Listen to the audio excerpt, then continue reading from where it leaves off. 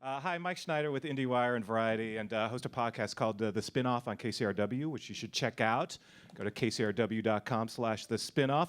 This is an amazing panel. It's an exciting panel because she's right. Music is dominating TV right now, and it's my pleasure to bring out this group of illustrious panelists. So let's get right into it. First off, he's the executive producer and creator of Dear White People on Netflix, Mr. Justin Simien.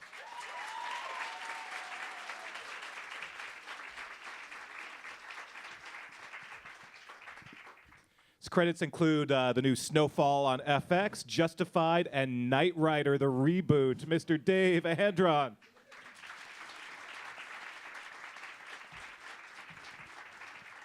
You know I had to mention Knight Rider, the reboot. Credits include Shut Eye, Friday Night Lights, Parenthood, and Everwood, Mr. David Hudgins.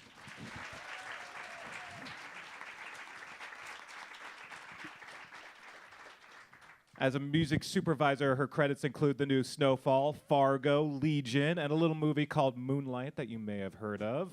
Maggie Phillips.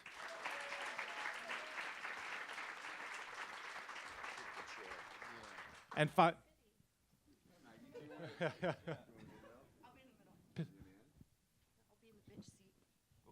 there we go. As long as it's not three guys, one couch. Yeah. I'm very disturbed. And finally, her credits, I mean, she's music supervised so many shows through the years. Friday Night Lights, The Leftovers, Scorpion, MacGyver, a personal favorite, Hawaii Five-0, Parenthood, and of course she's also on KCRW, Liza Richardson.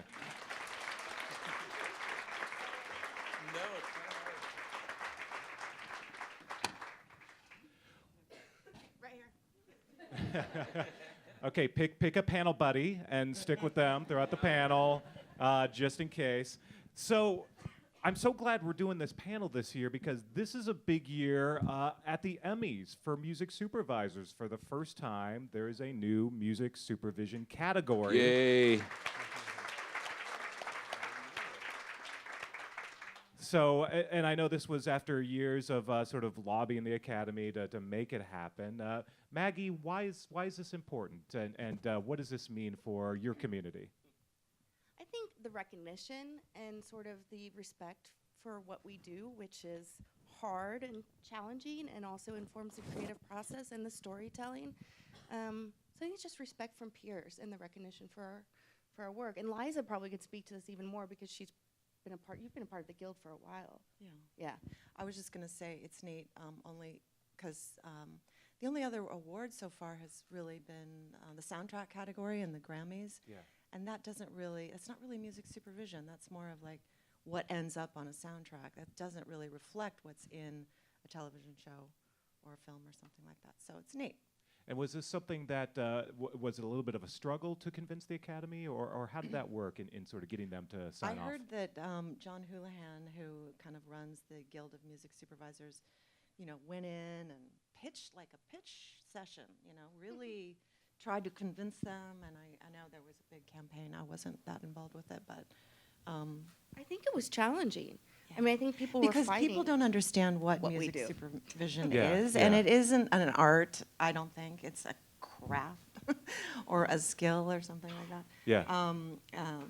So it's kind of hard to get your head around it, but I think that's probably the case with a lot of Emmy Awards. Yeah, a lot of crafts that are probably misunderstood by the general public. What does it mean to be a music supervisor? And what do you think, for all of you, what sort of the biggest misunderstanding is in terms of what a music supervisor does? I think the biggest misunderstanding is the time involved in what we do. I think it's viewed as sort of, it's just an easy process. We get to pick a cool song that works with this picture, and it's so much more involved. And I actually disagree. I do think there's a certain art to it. Mm-hmm. Just not most, it's probably 2% of our job, but every once in a while when you pick that one song that works with the picture, there is sort of magic that happens that feels But I would like, but put that's it in such 2%. Yeah, 2%. But we It's got to be at least 4%. I used to say 20%. It depends on the project, frankly. I mean, it's just I don't think people realize what we do. If they weren't in the office with us, they would have no clue, because it's not just picking music, it's the clearance process, it's all the paperwork, it's dealing with a budget, it's dealing with certain personalities, studios, Like me. managing expectations, having to talk to a certain rights owner for an hour once a week so they'll give us their song for a certain price. Just all of that combined. Right, telling an executive producer, no, you cannot have that Yeah. Beatles song. It may be a little expensive. And then they look at me like it's my fault that music costs that much money. True. Well, Maggie, Maggie, you actually had a quote in LA Weekly recently, which I think was a fun one, which was, you said, I think I get an email every day from someone saying, it's my dream job to be a music supervisor. Everyone now wants to be a music supervisor. And you tell them, if you sat with me for 1 week, your dream would probably die. But it is... It's true. He got There's he a got lot- me at a hard moment. I was really frustrated. But people really don't understand. Well, I've had lots of people come work and interns and move on. and they're like, okay, not what I thought Got it was. Got it. It's not just sitting around like making mixtapes. Smoking pot Yeah. and lying on the sofa and putting It's a lot of work, and it's challenging, and it's a lot of pressure. And you also are juggling a lot of projects. And I think that's one of the hardest things, is just juggling different projects and trying to prioritize. And the reason we have to juggle projects is because we're not exclusive to shows, and we don't get paid the way exclusive people get. We don't get paid like on a weekly basis. We're paid per episode, and there's no union that represents music supervisors, so our pay's a little low. So we have to do a multiple projects, and it's hard. I mean, it's frustrating. I love it though, and that's why I do it. You're making it a little awkward for the EPs on stage, but that's okay. For the EPs, talk about the writing process and how music plays into it. Do you listen to music while you're writing? Does that how much does music influence what you're first putting on the page? I do not listen to music while I'm writing, because I think I would not be writing if I did that. But for me the relationship with your music supervisor is really what it's about. I mean, if you find the right person, you just sort of get to know each other. It's a creative partnership, like a lot of other partnerships. And if you vibe with the right person, they will sort of know, maybe even when they see a cut, oh, I have a feeling I know what David's going to want for this scene. Or vice versa, or you can rely on them, say, please help me here, and surprise me and give me something really cool and unexpected that might work here. So, but it's always, it depends on the project, depends on the show. But I mean, the running joke in Friday Night Lights and Parenthood 2 was, well, let's just do a montage and slap a song on it, and make people cry or whatever. But and a lot of that would put a lot of pressure on the music.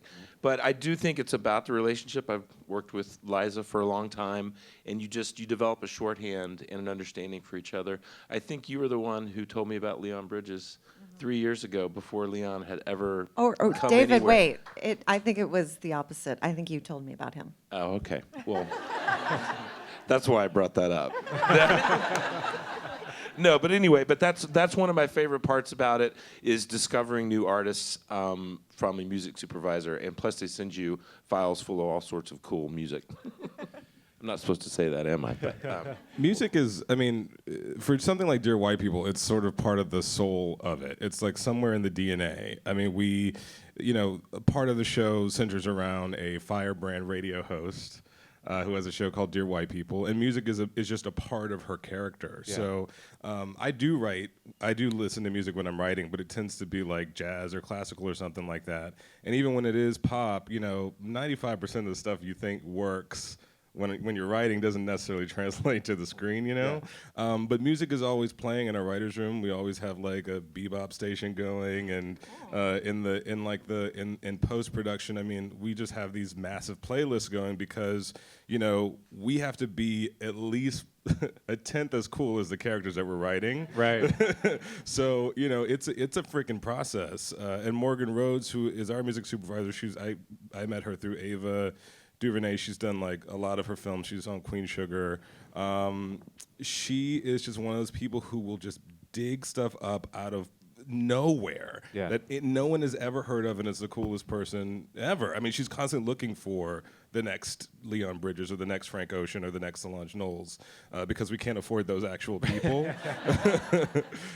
Wait, you're on Netflix. You still can't? Yeah, no.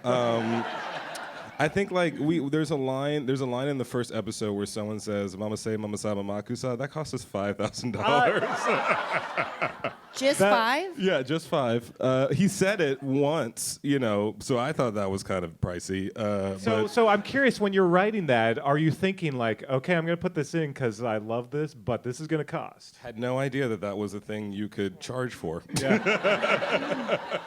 They never know. The writers never know. never know. I read a script, I'm like, that's a $40,000 joke. Oh my God, yeah. Okay, I gotta tell you guys this. Okay, so we had this, y'all, it was like the best joke of the series, period. Like if we go 5 years, it'll still be the best joke of the series. And it was a play on the I Believe I Believe I Can Fly song, because there's a character that thinks he can fly, and spoiler alert. Anyway, it was hilarious, like for real. But yeah, it was like $95,000, and on top of it, R. Kelly was like, also no. So that's a problem too. Yeah. So that was the worst day of my life. To be fair, R. Kelly does have legal fees that need to be covered. Well, Justin, also because your show is so sort of indie-minded, you kind of mentioned it, but you do have this need to probably be a little more indie with your music as well, to sort of be true to these characters, and that probably helps the budget, but also it's true to the independent spirit of Dear White People. Yeah, but also, I mean, to the point that Maggie and Liza were making, like, indie songs are not cheap either, and like, especially probably, and this is me taking a guess, you guys would know better than I would, but I feel like the economics of making music now are really tough for the songwriter if you're not like sort of writing mega hits for, radio and pop music. So that's where they get their monies. Yeah. And, that I don't know, it really is, for us, it was like, okay, we can have one Tribe Called Quest moment in the whole season. Maybe we can have a Solange moment. We didn't, but we tried. Yeah. The rest of it is you just have to try to stretch that money as creatively as you can, and it is a constant struggle to find that balance between like what's artistically right and what sounds great and what we can afford. Well, Dave, talk about with Snowfall. That's a period piece, so you're going back to the '80s. Does that make it easier or tougher? Because I feel like it's all pretty easy, man. I feel like it just kind of happens and it works. And, yeah. I mean, You just show up and say, "We're gonna put white lines in here, right?" And and they're like, "No." Look, I think it is a massive challenge. Certainly, you really do want it to kind of help you set the time period, right? And music is a big part of the landscape of the show and the world we've created. We also are playing in a few different worlds. I mean, we're in South Central with one character, we're kind of in the CIA world in the Valley with another, and then we're in East LA. So like trying to find a song that's playing that these guys, these like bangers in East LA are playing in 1983 or whatever, this like weird Mexican cowboy rock, like trying to come up with that stuff, like who knows what that is. Yeah. So it's not even, Period music is also really expensive. It's not easier at all. We had 150 songs in 10 episodes of Snowfall, and our budget was the same as any other show. Right. I mean, we blew it out on the pilot and spent like $400K or $350 or whatever it was, and then the episodic budget for the season is $50.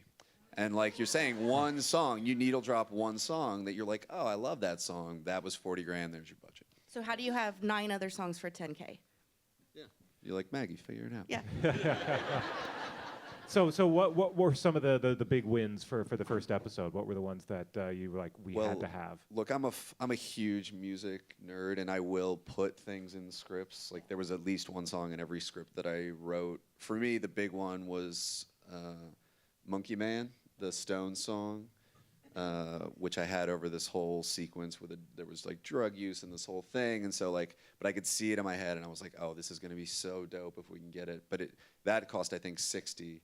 And then, of course, you get the thing back because our show is drug use, where it's like, they maybe don't want to. And I was like, are you fucking telling me the Rolling Stones? No, but the Stones didn't have a problem with the drug use. They didn't. Right. It was Yeah, but Annie for a- Lennox. But well, that's a Yeah. whole other thing. But yes, for a moment there was word of like, well, they're not sure. They're checking on the drug. And I was like, yeah, call Keith Richards and ask him if he's got a problem with this coke scene that we're putting it over. But those moments when you can see it in your mind and you're writing and you're like, holy shit, if we can actually get this is going to be so cool. It really is a full geek, like total geek out moment. Yeah. And then there are things that don't work. We had this whole sequence with the Eurythmics with Sweet Dreams, which was like, it was fucking epic. It was so good.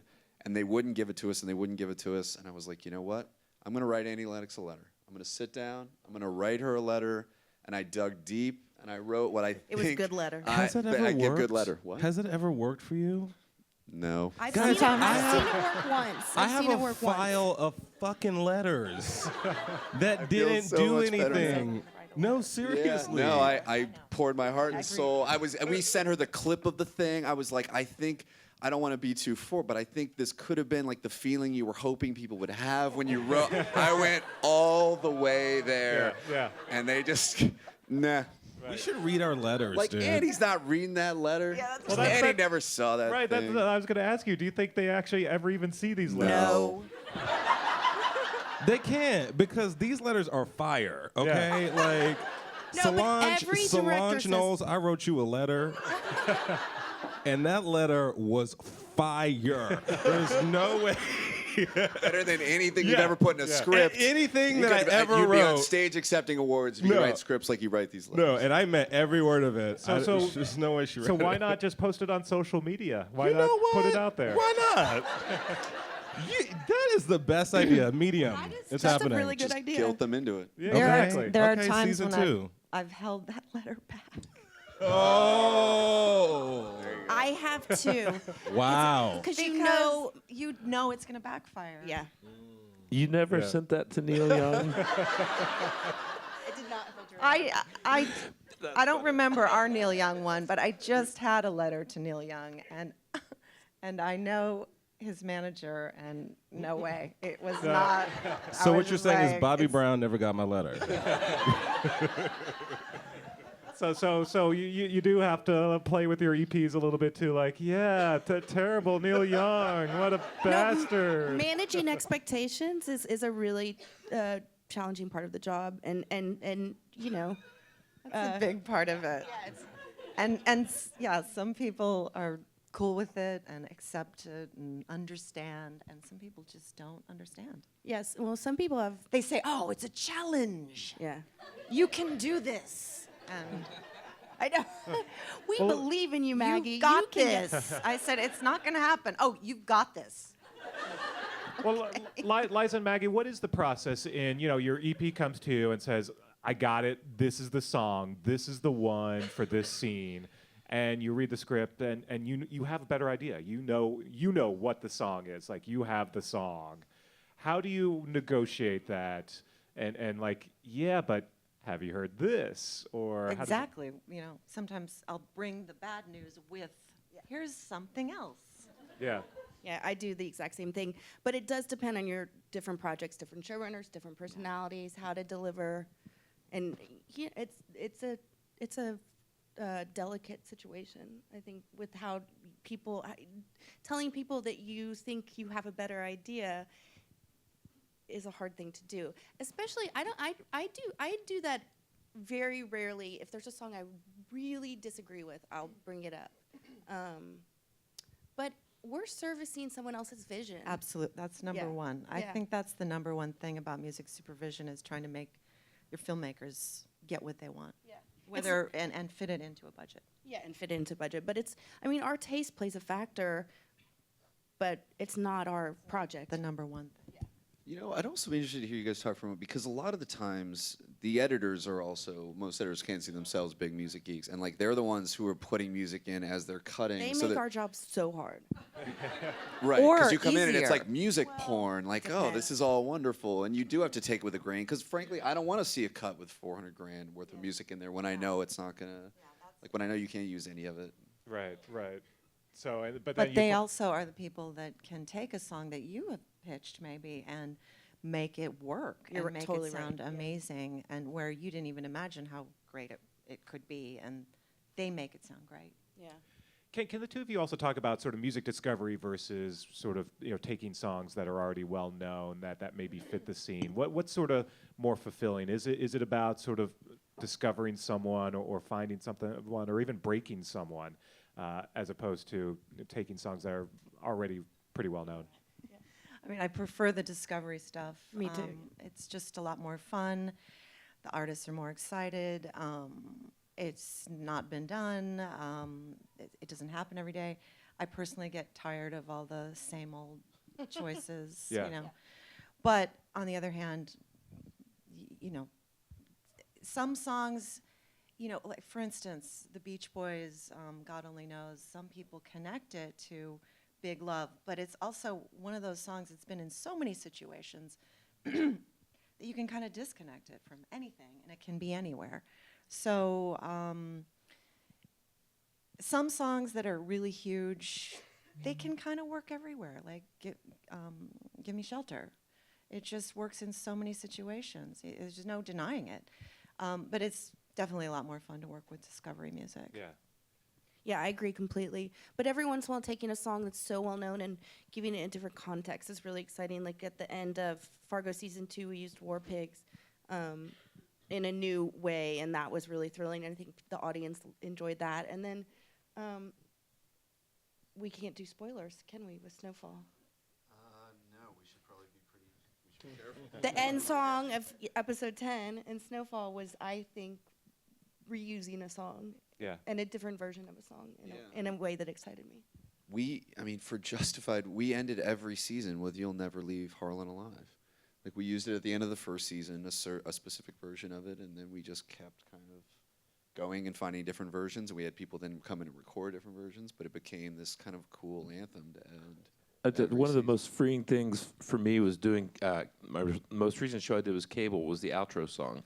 The end of every episode, there's a song, and that was my favorite part of the entire process because the song wasn't married to a scene, and it really could just make a statement about the episode or about the episode that's to come. That was fun picking the outro songs for Cable. Also, you should tell the Devil story at some point before we leave today because that's a great story of how a really creative and smart music supervisor can make your dream happen. Yeah. Let's hear it. Let's. You know what I'm talking about? Well, you tell it. Well, how about I'll set it up. So on Friday Night Lights, Deviltown became sort of a theme for the show, and it was very interesting because it didn't come out of the writer's room. It came from the song, and it came from the music itself. We were trying to find the show in season 1. We weren't 100% certain. Everybody thought it was about football. And we were trying to help the marketing department brand the show as not being a show only about football. I didn't even know all this. Yeah, well, yeah. So, and it was, we're like, what is it? Well, it's about this town. It's about these people. And so Deviltown, I remember hearing it in a cut for the first time and going, what the fuck is this? This is weird. This is just really weird. And then you watch it again, and then you listen to it again, and then after a while, it really became what that season 1 was about. But we couldn't get the song. Well, the original version by Daniel Johnston isn't the song that we wanted to use. It was the cover by, I'm forgetting right now. Pardon me? Oh, that's the version we wanted. So we had, they said no.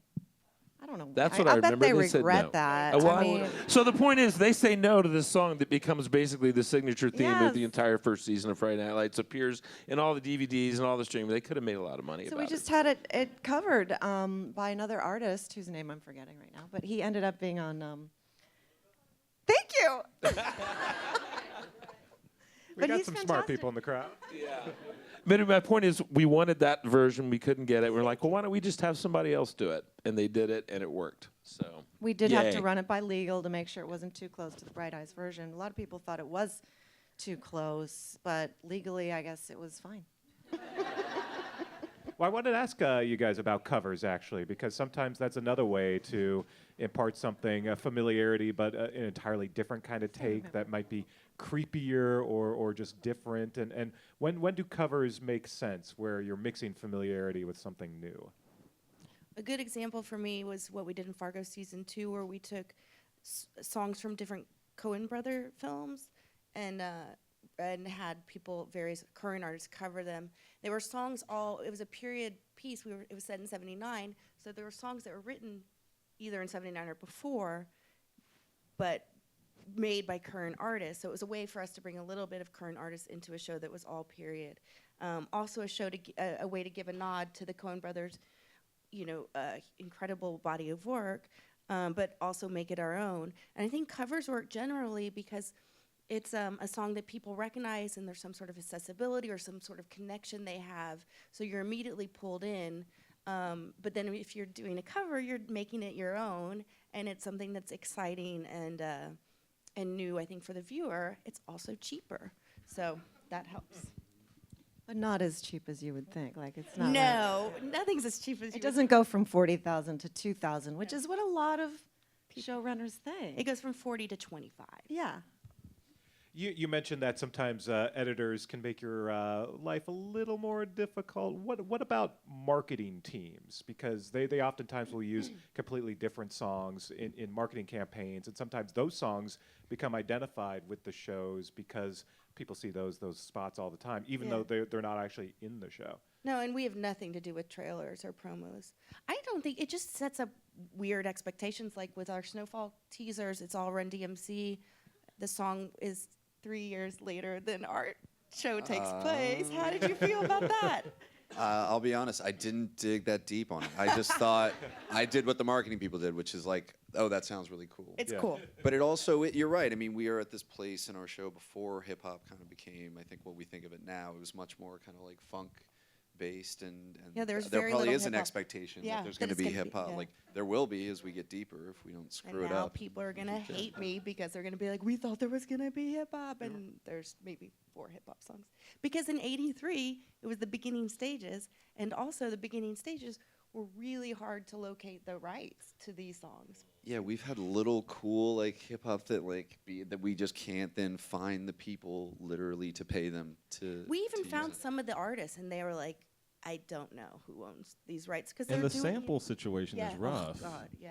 Yeah, we Especially ran from into that time period. Yeah. Yeah, we ran into that trouble too. Like we had all these songs that we got, the rights from the artist, the label, but like it sampled something that no one could find, or was like wildly expensive, or they sampled the Beatles in some imperceptible way in like the background of a Frank Ocean song, and so therefore it's impossible to get. That was pretty tricky, actually. Or there's 20 writers, and Yeah. one writer lives, nowhere, and they own 2%, and you still need their And sometimes they permission. cock block.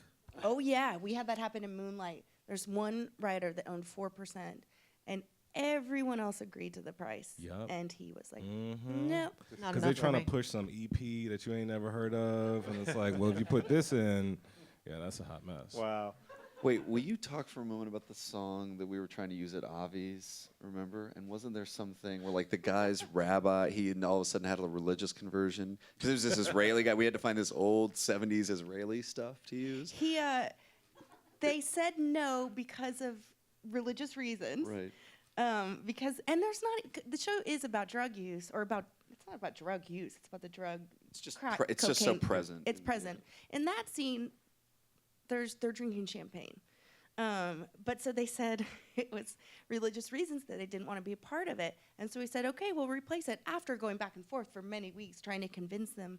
And we had the rights, the guy who represented the rights had his rabbi write to the artist saying, I don't see this as a inappropriate use. The show is and he went on and on. I read the letter. I don't know if he did, but he was like, still, no. And then we finally said, okay, we'll replace it. And then he came back and said, he was like, if you give me $2,000 more, I'll it was just a shake. It was like, it felt just a total shakedown. Like this whole thing with this and then rabbi, we this were you're like, fuck are you that, we're kidding me? replacing it. Yeah, Yeah. we did. And then, no mas. Maggie, I was on your Twitter feed, and I saw you even like trying to contact someone on Twitter. Like, I guess like any means necessary, right? When you can't find a Yeah. rights holder, you just gotta try to find them. Yeah, that's one of my last ditch efforts is tweeting at them. Yeah. Yeah. It's like, hey, I'm gonna. Trying to get a hold of you. I've We got an want to use your opportunity. music. So talk about music discovery. What's the best way for you to find music these days? Is it more, are you searching it out? How much of it is labels pushing it on you? Is it a mix? What's the best way to find music? I think it's rabbit holes, you know. You get a lot of pitches from labels and pitchers, and I think they're incredibly useful. I listen to as much of that as I possibly can. And then, you know, find something you like, and you go off and learn about it, and then you go down that route, and you see who produced it, and you see who their scene is, or that, you know, you just, that's what I do. I just go down different trails. I use all kinds of, you know, internet resources, whether it's even iTunes, you know, I just use all kinds of, I listen to KCRW all the time. And Well, talk a little bit about how your work at KCRW informs your music supervision. I feel like they're very different, especially right now. Like my radio show on Saturday night is very much a lot of vintage music, a lot of world music. I love African music and blues, and I just lean toward that right now, and I feel like I can barely relate it to my work as a music supervisor. It's fun when there's some crossover, but they're completely separate. It's just, on my radio show, I just let it go. Just try to get weird. But that's one of the things about the DJs at KCRW. Virtually all of them are working as music supervisors too, right? Is that No, no? a couple. Couple? Yeah. So it doesn't necessarily go hand in hand then. I don't think so. Yeah. No. In fact, I really had to prove myself as a music supervisor to kind of, in a way, not separate myself from KCRW, because that's not going to happen. Yeah. I get that. But I always, one of my goals was to, when I got the show Hawaii Five-0, I was like, yes, because I just wanted to prove to people that I could do mainstream. Yeah. Because KCRW is so the opposite of that, really. Yeah, and I think that's another misconception is people think if you have a vast, deep knowledge of music, you could be a music supervisor, and there's so many other parts of art. Yeah. Yeah. Yeah, that's where the technical comes in. Well, Yeah. D- And everything else involved. so Maggie, talk about your sort of music discovery. Where do you find music? I use the exact same phrase. Actually, I say go down rabbit holes, and it's the same. I call it virtual crate digging. You know, I mean, I know there are some music supervisors who just actually do the physical crate digging, and I'm too busy working to go out, so I do it in my office in front of my computer. But yeah, you just go from one thing to another, and then you have a discovery, and it's a moment of eureka, and then you put it on a playlist to save for at some point something in the future. And I have a long playlist of stuff that hasn't been used, but it's I have Super Sync Gem folder. yeah, I call it my back pocket playlist. Okay, there you go. But and when one of those songs, like can I say some of the songs we use? Is that a spoiler? No, I think that's okay. Okay, well, we use that song Smiling Faces. No, don't say that one. Jesus, man. See, do you see what we have to put up with? Smiling Faces, sometimes by the Temptations. That I love that song, and I've had that song for many years, and I've tried to put it in many shows. Yeah. And then when it works and everyone loves it, it's yes, My song. yeah, My song. yeah. That happened in Fargo, the first episode. That Italian song I've had. I can't pronounce it because it's not even a real word, but. But you have your secret weapons. Yes. You're in your back pocket. How about for Justin, David, and Dave? Where do you listen to music these days? Do you stream everything? Do you still listen to radio? Where do you find music? Spotify is great, actually. I think their discovery tools and whatnots are actually pretty great. I sort of do a lot of virtual crate diving. Is that what you said? Yeah, Crate digging. On Spotify, just because it's their algorithms are pretty good at sort of taking your kind of mainstream taste and suggesting really obscure things. But also like our music soup, Morgan, she has like personal relationships with emerging artists. So like Chloe and Hall is pretty prominent in Dear White People because frankly they had an album coming out and no one knew who they were, but they are fantastic. And like Bougie Party, I think is like their like hit that they're trying to make happen right now. But their stuff is all through our show, really because Morgan just knew that they were gonna be a thing. Yeah. And so yeah, it's like it's a combination. And my editor too is also kind of like-minded, Philip Bartell, in terms of like looking and digging. So we all just kind of bring stuff to the table. And I playlist actively, just so you know. It's not what you guys do, because like nothing is like, there's no stakes. Yeah. But I very actively am listening and looking for stuff I don't know about. Yeah, yeah. Yeah, I'm kind of in the same boat. I do a lot of Spotify, and I'll just go into those playlists that they put together based on what you listen to and like. And oftentimes, there's really cool shit in there. Apple Music for me, but also I love going to live shows, so I do a lot of that. And I've been down many rabbit holes too. On Shut Eye, there was an entire storyline built around the Roma Gypsies. And so every time we had a scene involving the Roma Gypsies, we would try and brand it musically. So I started discovering and listening to all these weird Roma Gypsy bands. And we found a 12-piece Roma Gypsy band in Vancouver, Canada, the UFA band. And they were crazy as hell and so much fun. And we put them in the show and, got them some money. That's another fun time when you discover somebody and you can get them, you're able to convince somehow to get them in the show. It's really satisfying to give somebody, the chance to say, oh, look, they're using my song in this episode of TV. And also giving money to artists who really appreciate it. There was Exactly. a song I used once that it wasn't that much money that we paid him. It was through Now Again Records. Oh, my favorite. Yeah. We love. Because Ethan, who runs it, the best. Egon, he is the best. And one of he my gives it directly to the artists. Yeah. So I know when I license from him, the He money wires goes it to yes. Zambia, Yes. Nigeria. And Those are the people you want to find, right? It's like those are the moments where you're like, okay, I can do I mean, I love the something. Stones, but do they really need another placement Right. fee? But so it's like to Exactly. really find somebody new and help them is great. We did some of that with Snowfall that you didn't even know we were getting.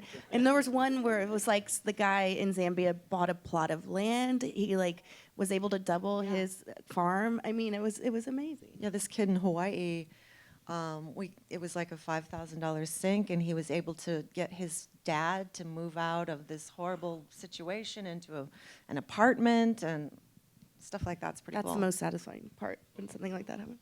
That's really cool. You mentioned live music. Does that play a role? Do you have time to go see much live music? David and I went to see Old 97s just at Stubbs night before last. It was so much fun. Yeah, she's bearing the headline, which is she knows I'm a huge old 97s fan, Rhett Miller fan, just love him. And she said, if you ever want to meet him, maybe I can hook that up. And so I called her. I said, they're going to be there Thursday. We're going to be there for the festival. So we got to meet Rhett on Thursday night. And this guy I bet he spent half an hour with us in his trailer, talking about songwriting, talking about his career, asking questions about how this business works. That was fun. It was great. That's cool. I don't know, though. Live music, I would say, for me anyway, it's not a huge part of. I think it was when I was a kid. I would go out and I would go to like 4 shows a night, and that was my huge discovery thing. But with traffic nowadays and bedtime, and you got to be fresh in the morning so you can think. I don't see that much live music like I used to, and luckily, we're dealing with recorded music. Yeah, but for me, I was born and raised in Austin, and live music. I know, but live music is why I'm a music supervisor, because I did the same thing when I was younger. I would hit a couple shows every night back when I had the stamina, and I was such a huge fan, and that's what made me a fan. And living in Austin, and so that's why I'm a music supervisor. But it does not come. I hate going to shows now. I have to say, my staff Okay, I laughs didn't at me. I didn't want to say that, but I need had fun to. at the I Old really- 97. It's late. You have to stand. You can't. The I don't- standing. Parking. I We still sound go to. like such I went to Coachella this year, man. Oh, I no. still, yeah. outdoor. I don't know festivals at are what the point worst. it becomes that it's weird that I'm at Coachella. 2 years ago, Dave. But I still go, and I inevitably go see somebody that I never had heard of, or somebody I run into was like, "Oh, you got to check out this dude." It's whatever, and like this band Bishop Briggs that I'd never heard of, which they're about. I guess they're blowing up, but I had never heard of them, and it was like, "Oh, this is amazing." You can watch it at home. You can stream it. You don't need to Yeah. Yeah. go. Right? You can. It's coming for me, But man. the I truth know. is, you do get a different experience when Yeah. you see a band live, and it can shed a lot of nuance onto your feeling about that band, and you can hear a song in a different way and pick out lyrics when you're watching a band live that you wouldn't have noticed before, that you're like, that would work perfectly. And so it's a luxury.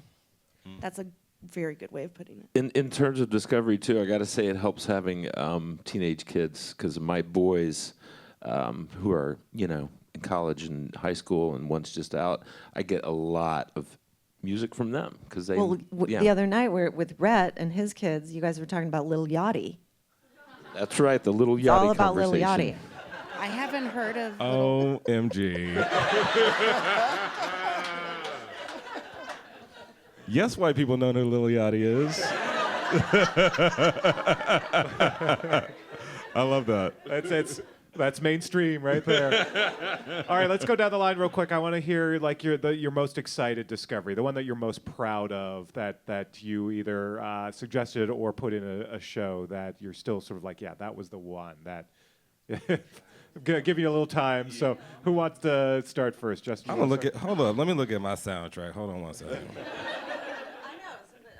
know. Okay, Liza, you want to start? I can answer. Can I say two? Sure. Yeah. Just absolutely. recently, Leftovers, two really cool ones. Protect Your Neck. Right? Awesome. By Wu-Tang Clan, and it's while they're on a trampoline, and it's very cathartic, and it's a lot of fun. We've been getting a lot of props for that. And then also the opening scene of the season in Leftovers, there's a 3-minute scene, and we found a song called I Wish We'd All Been Ready. That's a weird, trippy Christian song that exactly narrated the entire 3 minutes. So that was pretty cool. Very cool. Who wants to grab the next? Okay. Yeah. So, Stand on the Word. I was trying to figure out what the name of it is, by the Joubert Singers. It's this like gospel group that I heard one time driving around listening to KPCC, and it was what we chose to sort of end our pilot episode. And it was just one of those moments where like this doesn't really make sense intellectually, but That's the best. The emotion of it felt so right, and it's one of those times when my editor and I just put it on a cut, and we could surprise afford it somehow. And I'm proud of that one. Yeah. Who wants to grab it next? I'm gonna go because I think I have my answer, but it is it's a very challenging question, and I feel like I'm like trying to picture all the spreadsheets in my mind of all the songs. But I think there's two that I can think of. One was in Fargo, is a song called Yama Yama by Yamasuki Singers, which I love that song so much, and it was fun to be able to get something in, just like Smiling Faces. The other one was actually also for Fargo. It was me. There was the character of Constance in season 2. She was an out lesbian in '79, which was not pretty much unheard of. And so I wanted to listen to music for that character, and I dove down a huge rabbit hole of music, women music with a Y from the 70s. And it was women who, in the 70s, each label would have like 1 or 2 token all-female bands, and they didn't have room for anyone else. So women started writing, recording, and marketing, started their own labels, and just started making their own music. I watched this whole documentary about it, which was really exciting I didn't know, and we got one of their songs in season 2, and it was, now I'm gonna forget the name of the song and the artist. What was? Never mind. It'll come back to you. Okay. I can't really honestly think of something that I feel like I discovered going down and looking. I mean, anytime you kind of have that song in your head and it kind of put in the script and then it really works on the screen is a very gratifying moment. I mean, probably the coolest thing was that we used some of Dave Alvin in the first season of Justified, and then we found out in between subsequently, and Graham was like obsessed with him, and we found out subsequently that he was into the show. And so he was like, "Oh, I'd love to write a song for you guys." And we were like, "Oh." So it happened to be my episode that he wrote a song called Harlan County Line. And we got to, and this is always a really scary thing, I think, he wanted to come perform on the show. And it was like, you do the scene where they're in the bar and then he comes out and starts playing, whatever. But it actually kind of worked the way we shot it, and it was the song that he had written for our show, and he starts into it, and then we kept with the song and played like a montage of a sequence that was happening that was germane to the story. I don't know, it was just a very cool thing that he liked it and came and been part of it, and then you're hanging out on your set with Dave Allen, and you're like, this is... That just reminded me. CeeLo was on Parenthood. I forgot about that. Yes. He came and he did "Taking Out a Little Piece That of My took a- Heart." Right? It was a really That cool was a lot version. of organization. That was fun. Yeah, but you're right. It's like you get word that somebody wants to come be on the show. It's like, okay, what do they want to do? What do you do? It's a wild card. But I was, and it also, in answer to your question, I remember we were on hiatus. This was probably 4 or 5 years ago, and this album by Jacob Dylan came out, and there was this song called "Something Good This Way Comes," and it I don't know, it was in the pocket, right? It was just a vibe, and it was so. And we had the first episode of that season was around the pool, and it was Tammy was pregnant, and we needed a song that was just sort of hopeful and fun and signaling. And we came to the room one day, and Cadence and I both at the same time said the song, and I think you would anyway. So that's one I'm proud of. That's a great one. I can also tell you one I'm not proud of, which is I inherited an episode and went through the cut on Shut Eye, and I hated 80% of it, but the song I loved the most was a song playing during a high school party. So we're keeping that in, and everybody kind of looked at each other, didn't say anything. And I found out later, as I insisted on the song, that it was by the son of the covering executive on our show, and so they were like, that's nepotism. That's his kid's song. So I don't care. I like it, and we used it. But I sort of always felt beholden and dirty after I did that.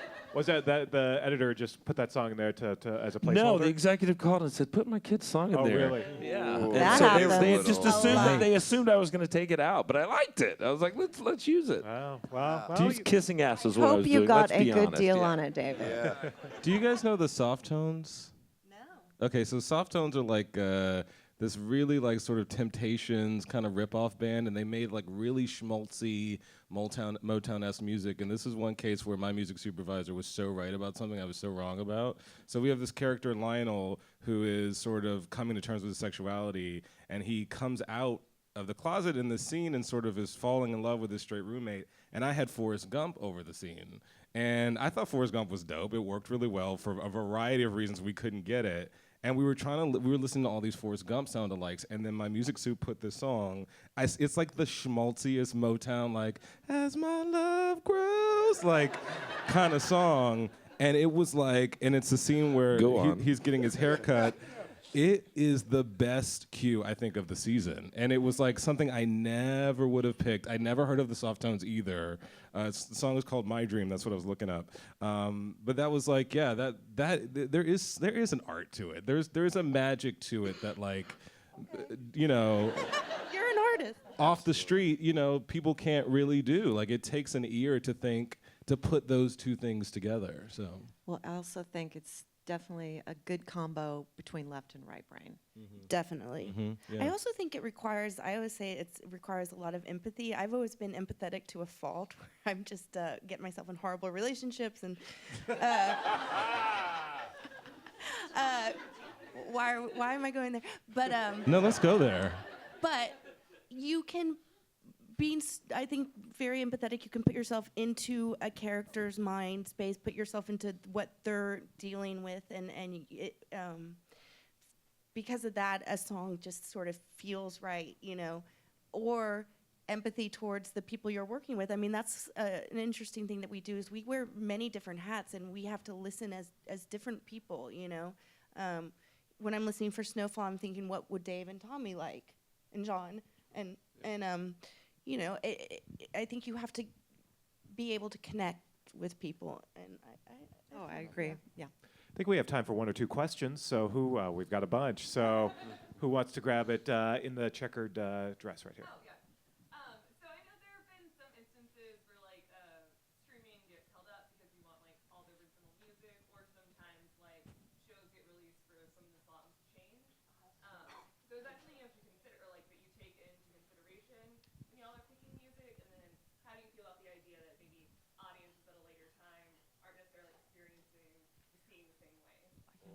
Because On Friday Night Lights, we had to do that, and that's the only example I can think of that I've had to do that. It doesn't happen very It often. doesn't happen as much anymore, and it was a real tragedy in Friday Night Lights for sure. And I personally have kept all the original broadcast DVDs because it was so painful. But it doesn't happen that much anymore. Great. Over here, yes, with the hat. Longhorns. My question is primarily for Justin, but really for anyone. Your show, Dear White People, and having such a great movie that started it, and it being so anticipated, particularly by the African American community. R. Kelly aside, do you get people who want their songs and their creative things in the movie? Definitely from emerging artists. I would say some of the folks that you could just name off the top of your head, not really, to be honest. A lot of it, first of all, not everyone heard of it. And so when you get this thing called Dear White People, there is a little like, what the fuck, what's going on? What they trying to do with my stuff? And because we are, we're a smaller budgeted series, we're not coming in there with these big offers. It's really, everything is like a beg and a plead.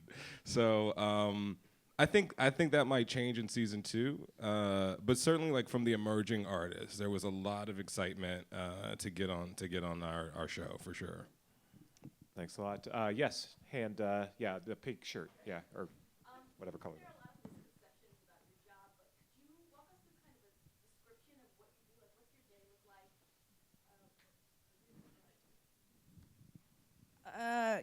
I will say that I listen to music. My day is from like 7 to 7. Phone calls, emails, spotting sessions, managing team, paperwork, disappointments, delivering bad news. No, and then it's from 7 to 11 is listening to music. I mean, the business part takes so much time that the actual discovery is on the nights and weekends. That's about right, yeah. Just a lot of driving, unfortunately. There's a lot of Yeah. traffic in LA, and I live kind of far from Hollywood and Burbank, which is where most of the sessions are. So unfortunately, there's a lot of time wasted. Yeah, if you have But- one spotting session in the morning, that's half your day. So that at least lets you listen to music, though, as you're driving around, I assume? Yes, but I'm also a news junkie, so it's really hard. But yeah, that's a pretty good description of the day. I mean, it's just, a lot of emails. Oh, yeah. It is where you step through the spots, the music spots of the show. So every scene has either nothing, a song, or a score. And you sit there with the composer, the editor, the showrunner, and you discuss every spot, and you decide, okay, is this staying, or is this already been replaced, or how are we doing on the budget? And you just go through that episode. It's a meeting per episode. Is there ever any sort of, I don't want to say tension, but you sort of, there's the composer on one side and the music supervisor on the other, sort of, when do we go with I remember having dinner with Danny Elfman like 15 years ago, and he said, "Oh, I hate music supervisors. They take our stuff," or something like that. But I have never had, I have never experienced that in my life. In fact, composers are buddies and have become like some of my great friends. And I don't really feel that any kind of conflict whatsoever. I felt relief from either the composer or the music supervisor when one or the other would take the spot. Like, because Is this a song or score? It gets really uncomfortable for a Jeff moment. and I will battle on it. Oh, yes, they will. Because the timelines are ridiculous, and so especially with a composer, it's like either like securing the rights to something or like composing music from nowhere. Like they're both very time-consuming things on these deadlines. So it's. But I always take the spot if it's like sometimes the producer can think, oh, this is just background. The composer can do it, and I say, well, it's really, if it's a source, if it's coming from a source, it's kind of my responsibility, and I want to, he's got enough to do. I do the same thing, yeah. All right, way in the back, blue shirt. I think my favorite music supervision is Blacklist right now. Do you guys have a favorite that you go work on? Always blows you away? Master of None, Zach Cowie. Yeah, he's awesome. He is awesome. I agree with you on that, and Black Mirror. Wow, thanks. How about, yes, right over here. We have a show that as social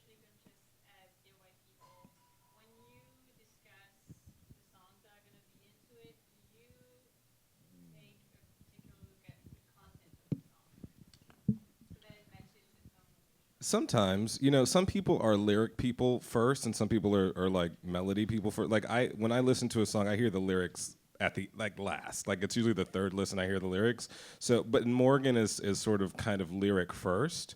So it really does depend. Like, you know, sometimes it's about the vibe and it's about the mood, and I'm a big fan of like juxtaposition. So putting a song under a scene that seemingly has nothing to do with the scene, or maybe even has like a counterpoint to the scene, I kind of love that stuff, and I end up backing into that just because I'm not even really listening to the lyrics at first. I'm just sort of like, this sounds great, you know.